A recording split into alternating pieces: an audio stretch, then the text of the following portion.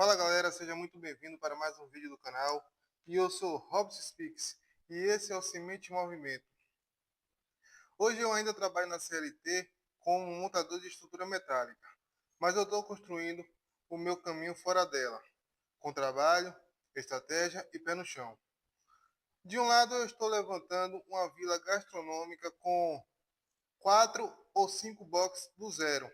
De outro lado, eu já tenho um negócio rodando, que é o Mundo S1, é o delivery de geladinho gourmet.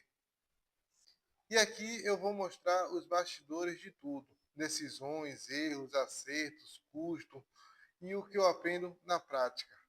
E sim, também vou comentar temas do momento, mas sempre conectando com mentalidade, construção e empreendedorismo.